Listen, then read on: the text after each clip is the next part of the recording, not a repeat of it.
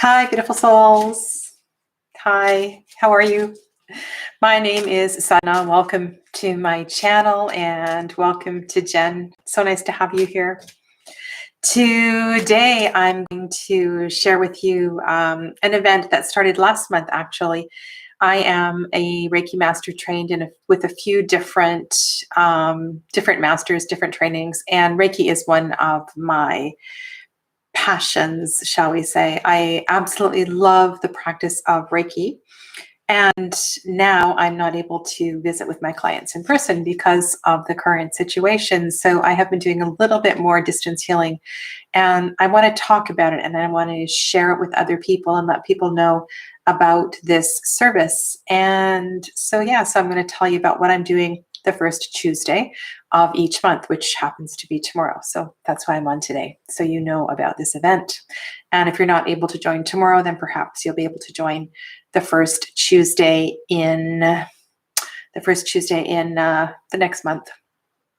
And of course, if there is a tremendous interest, I'm more than willing to do it at other times as well too. That's just a time that happens to work for me. Okay, so thank you for popping in, Jen. And off to work you go. So stay as long as you can. So this event, and I'm also going to pull a card for today. I just felt that was something that I wanted to do, and so I'm going to pull a card from the Blue Messiah reading cards. These cards I find work really, really well when you're in that healing mood, that healing modality. There's just beautiful, beautiful energy with these cards. So I'm going to pull one of those. So, like I said, Tuesday mornings, 10 a.m., first of the month, and tomorrow, which is May 5th, so 10 a.m. Pacific Daylight Time, and you log on to Zoom. The link for that is below in the description box. There is no charge for this, and what I'm going to talk about over the next half hour or so is tell you how this session works and who can be involved and how you participate and how you can send in names for other people and so forth and offer healing to friends and family and different people. So I will tell you all about that. I'm going to tell you why Zoom and not YouTube. And I'll also talk about if there are other Reiki practitioners, other Reiki masters out there who want to participate more from the side of offering rather than receiving. I'm going to talk about that as well today too. And just kind of what to expect in the session, because it really is it's a beautiful, beautiful opportunity. So let's get started. I'm going to pull a card first, just because I just feel like pulling a card.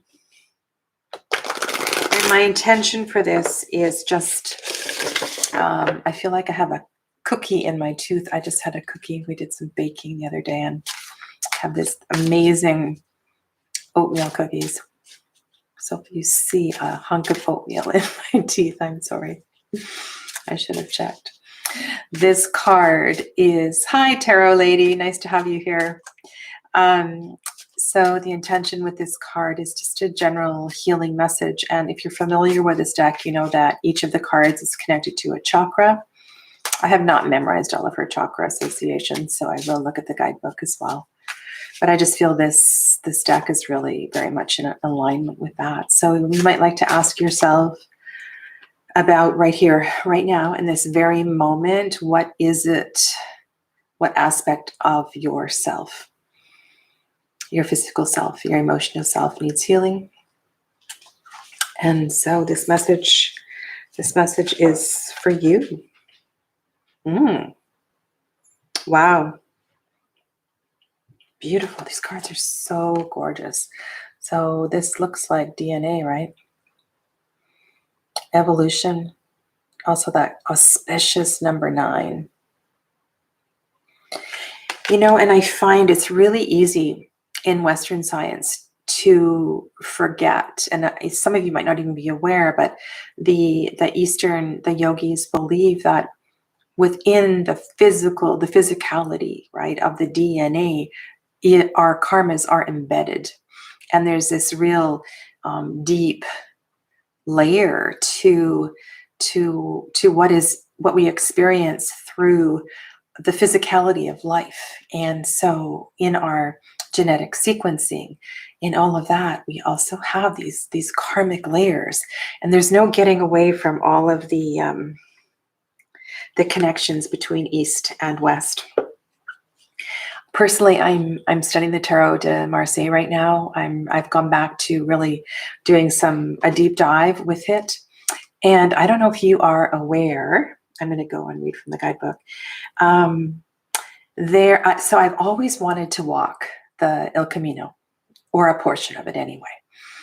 And I had no idea there was a connection between, in France anyway, the France section of it, the Tarot de Marseille and El Camino, and that each of the suits in the Tarot de Marseille represent different aspects of that internal journey. I was blown away today. So when I find these connections, I just feel so joyful. So she's connecting this card to the solar plexus chakra. So think about your question, think about when I asked you about your healing.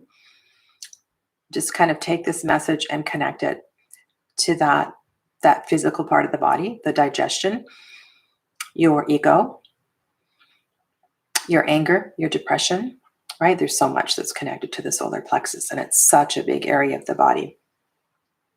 Nothing happens until the pain of remaining the same outweighs the pain of change. That quote is from Arthur Burt. Expansion of awareness and personal evolution comes from moving through the different levels of transformation within you. There isn't just one mountain, but many mountains within you that you traverse. At each level of transformation, before you ascend to higher states of awareness, there is often a period of discomfort. This period of discomfort can be quite challenging because transitions may not only affect you, but also those around you. Isn't that true? So sometimes that's the hardest part, to stick with it, right? To stick with the process, because you get distracted also by all those around you. Every mountain that you climb within you, dear one, corresponds to different sets of personal challenges. Spiritual awakening has many layers and stages, and these layers are identified with the egoic sense of self and personality. So that's why she's placed this card at the solar plexus chakra. So the ego is more connected to the liver side of the body, whereas opposed to the connection to the divine and the trust is more over on the spleen side of the body. That's a teaching from the yogis. So that might help you with something that you brought to mind. To transcend, or to take the leap of faith from each mountain, is to peel away yet another layer that represents the illusionary sense of self. These layers block you from your true magnificence. At each mountain before taking flight, you let go of what no longer serves your highest self. With every stage of transformation, your vibration is raised. You fly stronger, empowered, with greater wisdom and understanding. Your soul takes this journey to grow and evolve. This, dear one, is the evolutionary path of the soul. Stay conscious of the mountains below and before you. And remember always that every mountain represents an opportunity to climb higher. The exercise with this card is to reflect on your life, what holds you back. It is time to detach from what no longer serves you with love. And her affirmation is, I am courageous as I take that leap of faith from every mountain I traverse within me. I'll show you that card again. It's really beautiful. So, because I'm bringing this up and what's happening tomorrow, for those of you that are going to join me tomorrow, kind of carry this forward, and you might want to journal on some of these questions. Place your hands on your solar plexus chakra. And really, her question was about courage, right? These journeys do take courage. And we have to have that stick-with-itness to move through. So just kind of keep that in mind. Hello, Ange. Namaste and welcome. So yeah, so I hope that resonates with some of you. So the reason that I'm doing these sessions on Zoom is because there is a sense of intimacy, more intimacy I feel on Zoom than there is on, hello, Fairy Run, nice to have you here, in the Zoom session than there is on YouTube. And also I can hear your voice.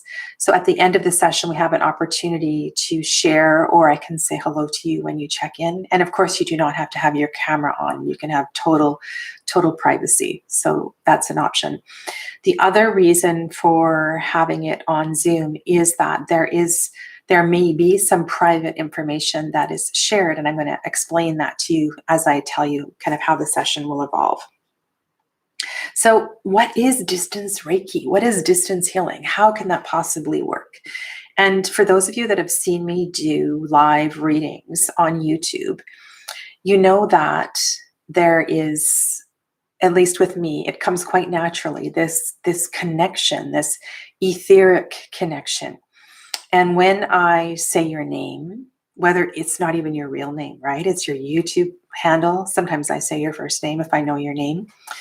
And I close my eyes, I take a breath, and I intentionally connect to your pranic body, to your energetic body. And then I begin to feel things, and I begin to connect with you. I begin to receive messages. And so when I'm doing a reading, that's how it works. Now, when you take Reiki training, and I don't know how many of you have done that or have taken courses, it's not every Reiki master will explain to you how distance healing works. And actually, we don't know. Obviously, we don't know. We can only presume, assume, we can only imagine. And we were asked this question. I was asked it once, and I had a beautiful explanation from one of my teachers. And he said that, so first of all, he really believes it's important that the person who is receiving the distance healing is at rest. And so there's a conscious connection between the giver and the receiver, in that the giver understands that the person receiving is not driving, they're not climbing a mountain, they're not standing in front of a group of 250 people delivering a speech. Their physical, mental body is at rest. And his take on that is that there is a connection, but there's a connection between the giver and the receiver, in that their energy bodies somehow connect and meet. And if you are busy doing something, and some aspect of your being is absent or distracted in some way, then you cannot fully participate in that other activity. Now, there's lots of kind of different ways we could, oh, that's beautiful. That's beautiful, Tarot Lady. Is there a good online Reiki training you know of whilst we are confined? I did one this past weekend, and I'm going to be doing another level 1 training coming up soon. But it is, let me talk, I'm going to talk about that in a second, Jen, because that's a really good question. Reiki training online.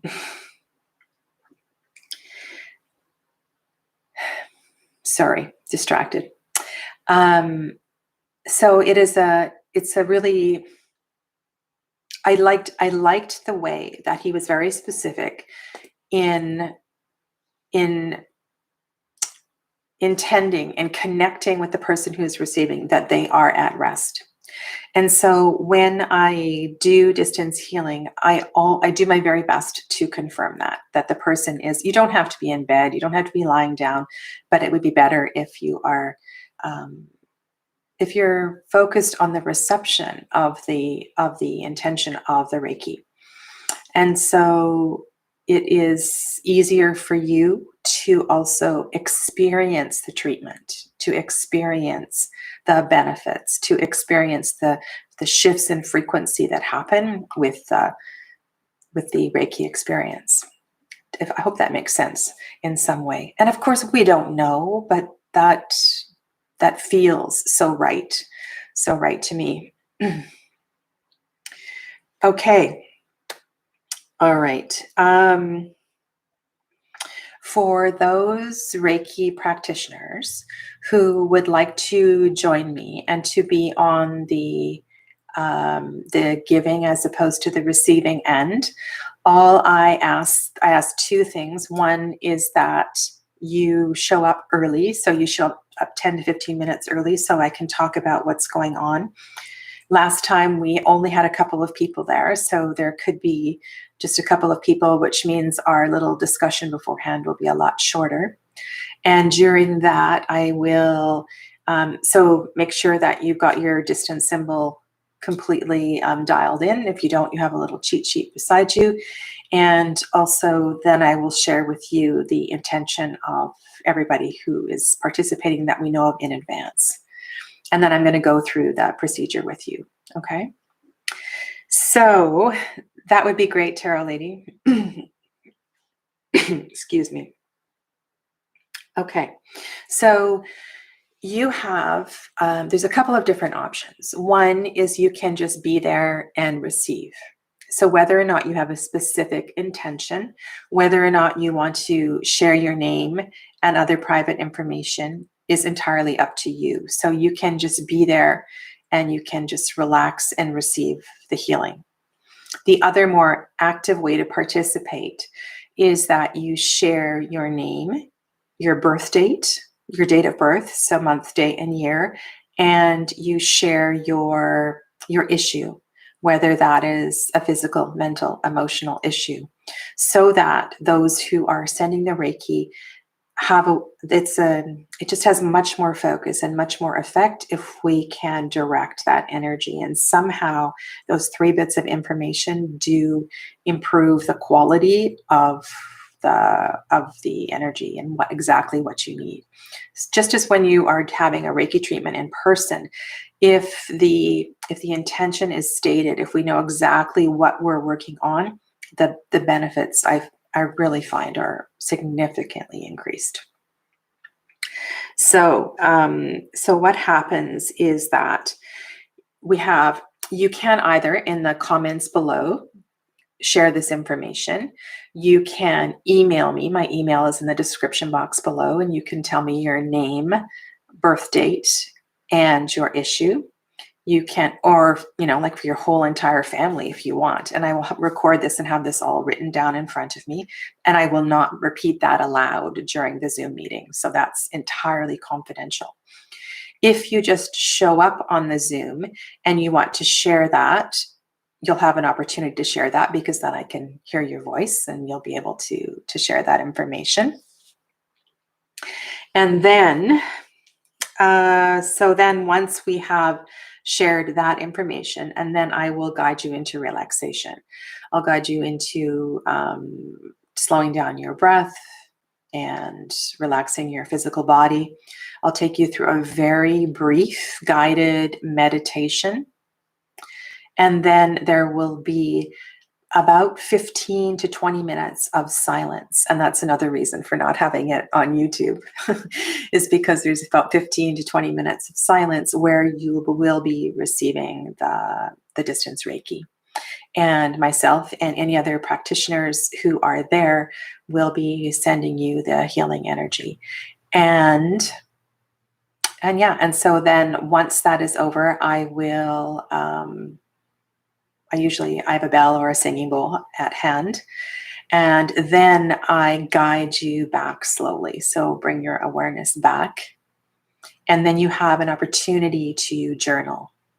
And so I will remind you at the beginning as you're signing in for the Zoom, if you don't have a journal and a pen handy, to go get a journal and pen so that right away when you sort of come back out of your Reiki experience that you can write down anything that you felt, any sensations you felt, anything that arose in a form of a dream or, mental chatter of any kind. And then there'll be an opportunity to share if anybody wants to share.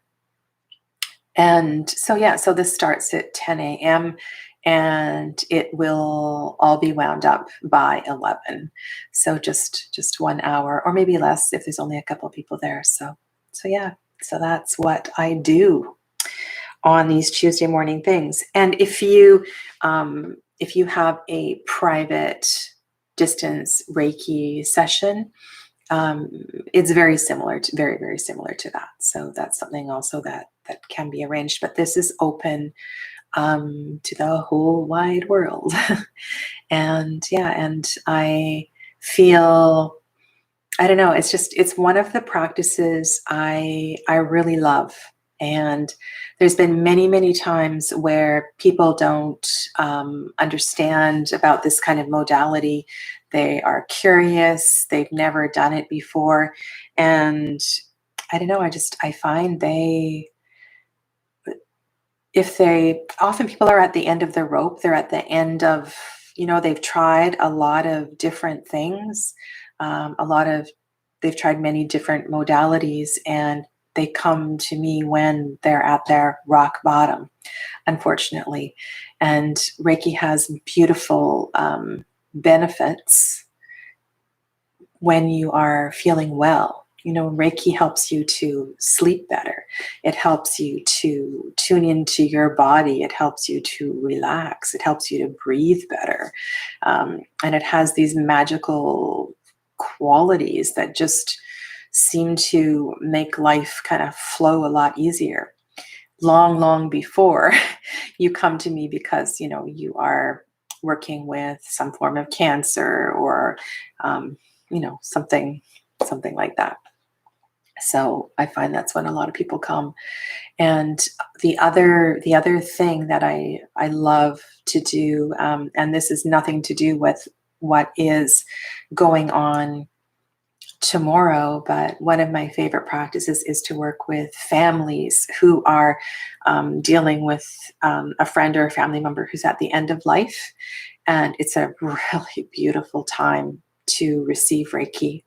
It seems to bring a lot more clarity and calmness, and it's a beautiful gift at that time of hi Rachel, thanks for all the purple hearts.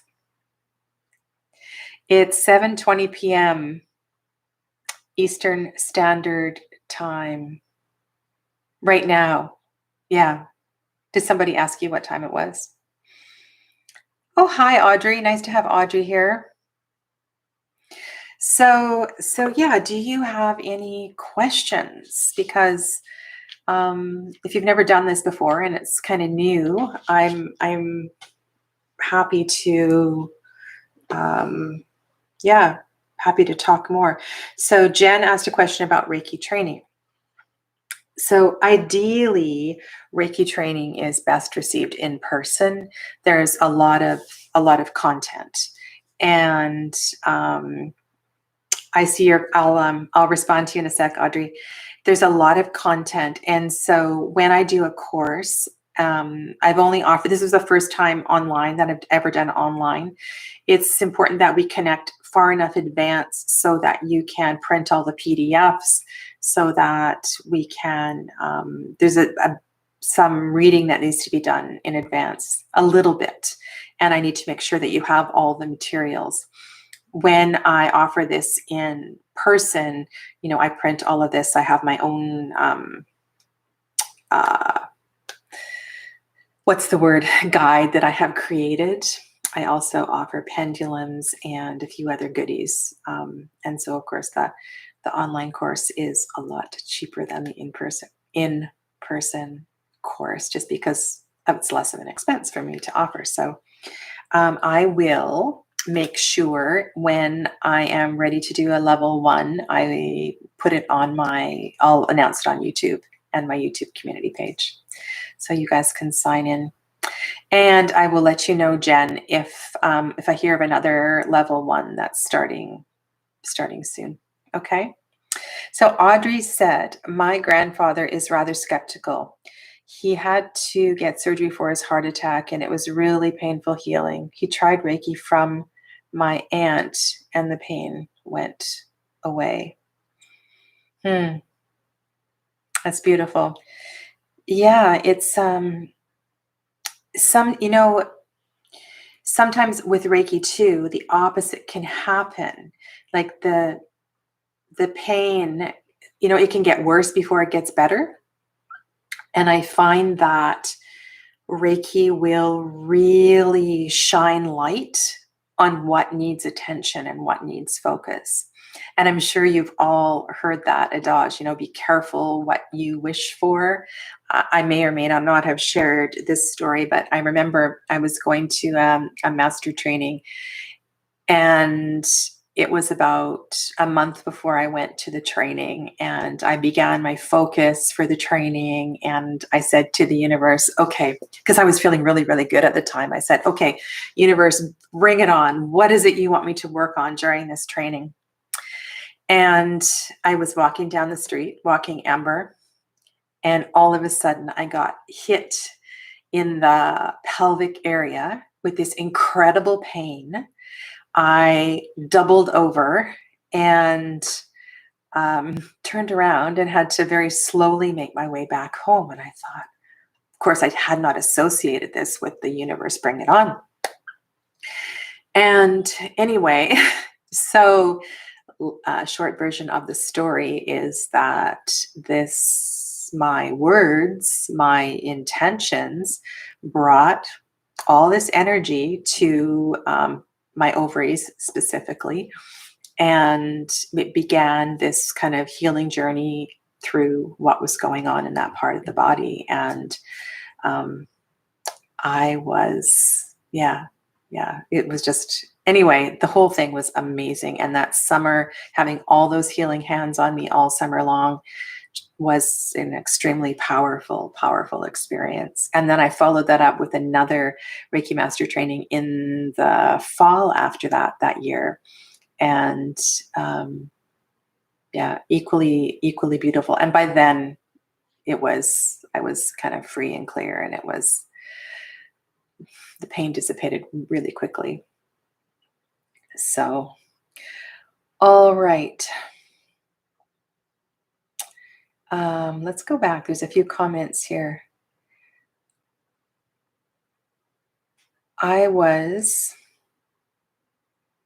The translation for tomorrow, I'm not sure what that means. Not on his heart, but on his leg where he had to do the surgery. Yeah, that is another really important thing too, is that sometimes a certain body part can be aching, but that's not the source of the pain. And part of the work with the pendulum is, so in Reiki, we work with the hands and the different sensations in the hands. And as your sensitivity increases, you're able to it comes through a lot stronger. So some people, it takes a long time to develop that sensitivity in the hands. And so you have lots of other ways you can do that. And one is with a pendulum. And if you hold the pendulum over each of the chakras and ask a question to each of the chakras, you can use that. Just simply a yes or no question, like, is this the source of the problem? And also I could use my intuition as well too. And often my intuition guides me to the source of the problem. And it could be in the leg, right? As opposed to the heart. So I think that's very, very common. And Ange is interested in level 1 training as well too. Okay, well, I'll make sure that I figure out a weekend that I can do that. Now, I am a little bit of an oddball with my training. I prefer to do my level 1 and level 2 separately, because I like to make sure that you really get it and you feel really comfortable with the practice. And when I do it in person, I do it over the weekend, and we are together from 9 a.m. to 6 p.m. over 2 days just for level 1. And I do the same for level 2. So that's kind of the commitment that I'm looking for. Okay, so sorry, I got confused. Thought you said there was one cup. No, it was last weekend. Sorry. May 1st and 2nd. So I will be scheduling another level 1 very soon. Okay. Audrey. Tarot Lady says they call it a healing crisis. It's something you get after an attunement. Yeah, I've heard other names used as well too, other than healing crisis. But it seems to, because the frequency of the energy is raised, there's this, your consciousness starts to, I think it's the shift. Because if your frequency is quite low, or the frequency around a certain, have you read about like different body parts have a different frequency? So the natural healthy frequency of a heart is different than the natural healthy frequency of, I don't know, the brain. But if it is cancerous, or if it is plagued with something else, I don't know. If you are distracted, or if you are worried, the frequency will be different. And so when Reiki is applied, it's a very strong shift in frequency. It can be really gentle, but it can also, I think, that shaking up, that healing crisis that Tarot Lady is talking about, is when that shift in frequency can be a real shock to the system.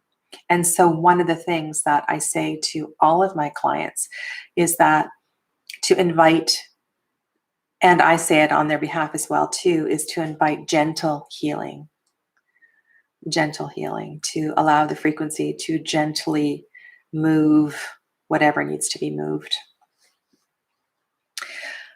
All right, Jen, I'm not going to be on for much longer, so thank you very much for joining me. And if you want to tune in, just fast forward to the end, because I have a few announcements that I'm going to get to after I just check through the questions. Alrighty, does the vibration from technology affect the sensitivity in your body and your hands?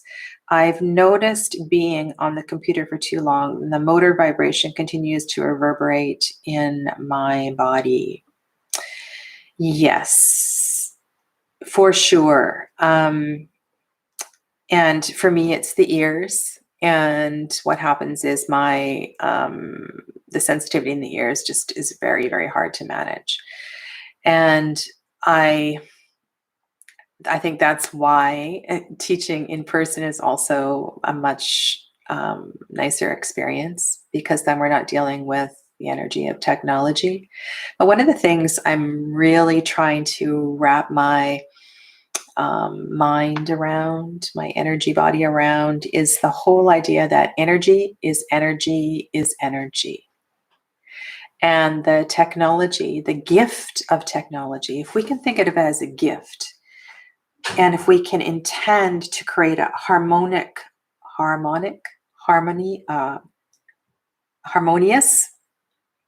if we can intend to create a harmonious relationship with technology, so that the medium of technology doesn't interfere with the medium of the healing energy or the tarot reading, then, like that is something that it's not my habit to do that. And so right now I'm just thinking how important that is, that every time I sit down to do live readings on YouTube, every time I do a reading, for a distance reading for somebody through FaceTime or something, that specific intention, I'm going to actually write that on the top of all of my, I have a notebook where when I do my readings, I sit down with, but also of course with my healings, that I create a harmonious relationship with all frequencies of energy, so that all frequencies of energy can work together. So I think that's really something that's come to mind lately, especially now, right? Because we're on social media, and different forms of chat so much these days.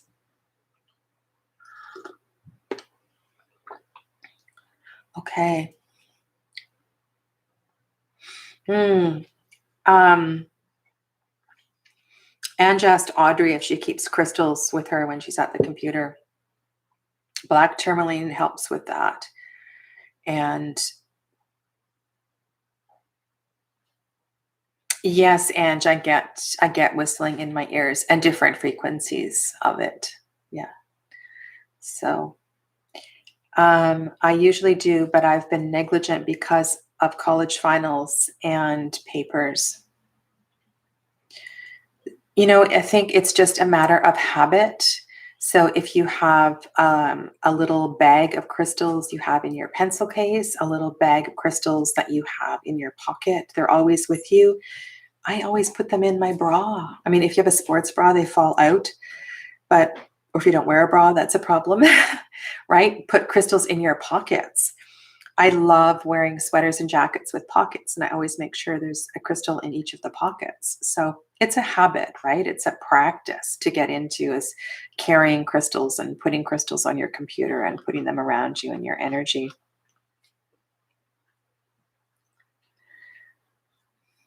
And Audrey is responding to the whistling too. And I used to go to really loud electronic concerts, and I always noticed after the fact the ringing.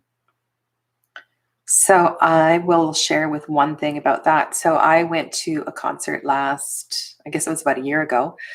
I don't go very often. And I put shungite in my bra. So I have a shungite pendulant. I think I put some in my pockets. And I swear it made such a difference. We got back to the hotel room after the concert, and I sat there and I kind of went, whoa, like I'm not hearing. I was expecting to have this long recovery period like I usually do after being in a loud place. And it was a completely different experience. And so that was amazing. And of course, that can be the power of intention, but also that crystal, that shungite is a very special energy, right? It's not exactly a crystal. It's closely related to carbon. So it's somewhat of an organic crystal. I don't know. It's really mysterious. I'm on my bucket list is to go to that particular area of Russia where it is mined, and to maybe go to a spa in Russia and to experience it firsthand. I think that would be amazing. Oh, Ange, I'm glad I'm not the only one who puts crystals in my bra. Okay. Oh, yeah, I love all you crystal people. Power of intention and crystals change the game for sure. So there's lots of reasons for the ringing in the ears. And I have lots of thoughts on this, different practices and things that I've done.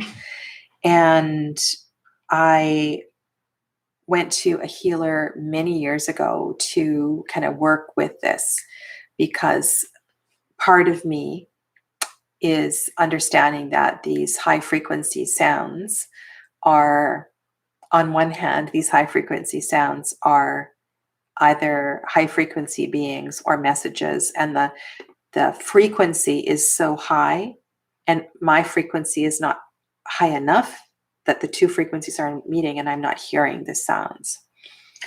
Part of it has to do with the fact that of the balance of water in the body as well too, and whatever's going on in your I was going to say your ear, your nasal passage, your ears and your nose and all of that. One of the practices that is really, really important for the healing of the third eye chakra is the practice of neti pot. And so the whole idea with clearing the third eye chakra has something to do with the ringing in the ears, has something to do with the breathing. And so the practice of neti pot is prescribed when you are doing a serious realignment of the third eye chakra. So it's all connected, and it's impossible to know exactly what's what. But of course, when you go to a bar, or you go to a concert afterwards, that loud sound affects. But like I said, I had this recent experience with the protection from the shungite that really, really did something. So yeah. Any more questions for me? Ange says, I try to notice what goes on afterwards, especially the high-pitched sounds. Ange, when does your nose gets plugged from doing neti pot?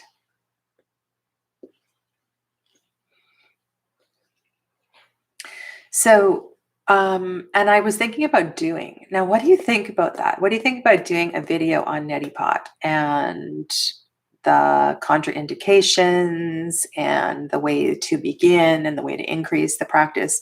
Is that something any of you guys are interested in? Oh, you have allergies. Okay. So neti pot is generally not prescribed when you have a plugged nose. It's a practice ideally that you start when your nose is clear and clean. But I can talk to that. Yeah, in a separate video for sure. It's kind of I would have to do it in the bathroom or something, right? Because you need a sink and you're putting water through your nose. And of course, I would want to demo, not just talk about it. So yeah. So maybe I will do that. All right. So that's if you have any questions, make sure you put those up in caps right now, and then I will get to that question. I'm just going to give you a few announcements and then instructions for tomorrow, and I will be signing off. So, announcements. In the description box below, the link that says Linktree has all of my other links. So my online yoga classes and anything else you need to know is on that Linktree. So that's where the link for the healing tomorrow is. And it's a repeating event every Tuesday, the first Tuesday. So you just need to save that link and just sign in the first time, and then you can join every first Tuesday. Now I have, Thursday night's live chat. I think I'm going to wind up my court card series. And so Thursday night's live chat is going to be about animal court cards, and specifically talking about the challenges of reading the court cards when they are animals. So that's the topic for Thursday night. And my last announcement. I have been humming and hawing, because I was trying to figure out how I could do some yoga on my YouTube channel. And I don't want to teach a whole yoga class. Sorry, that's Amber. I don't want to teach a whole yoga class. It's really challenging to teach yoga on YouTube, because I really, not that I can see what you're doing if we're on Zoom, but there's this sense of safety and also insurance and a few other things with teaching yoga online. So what I have decided to do is, this is a personal challenge for myself. I'm going to do 40 days of restorative yoga. And I'm going to start this tomorrow. And I'm going to start and it's going to be at 4 p.m. And of course, you can watch the playback. And what I'm going to do is one restorative pose every day. And I'm going to workshop the poses. I'm going to talk about any contraindications. I'm going to talk about propping the pose, we'll do a lot of breath, how to breathe in the pose, where the focus of the breath should be. And so all of these poses take place on the floor with cushions and blankets. They're all very relaxing postures. So that is my personal challenge. And that is 40 days of restorative yoga. And I also thought that I would also bring in a 40 deck challenge as well too. So I thought I would have a different deck every day, and I'll pull a inspirational message to go along with each of the poses for the 40 days. So I hope I can stick with it. But that's my intention. 40 days, 40 restorative yoga postures, 40 inspirational messages. So I hope that some of you can join me for that starting tomorrow, 4 p.m. Pacific Daylight Time. I have not put up a thumbnail for it yet, but now that I've actually said it out loud, I am committed to it. So I am going to do it. Yeah. So 40 days, 4 p.m. The year is 2020. The 4s are the foundation, right? Create the foundation. And there's something about 40 days, right? That is, if you can do anything for 40 days, I bet you can do it for 90 days. It's kind of a magical number. So yeah. So thank you. Thank you all for being here today. And let me know if you have any other questions, put them in the chat below. You can email me info@integrativehealingwithsadhana.com if you want to send in healing requests. And you can send in your healing request at any point during the month, and then that person will be added to the following month's healing session. Okay? So thank you. Namaste. And I'll see you guys soon.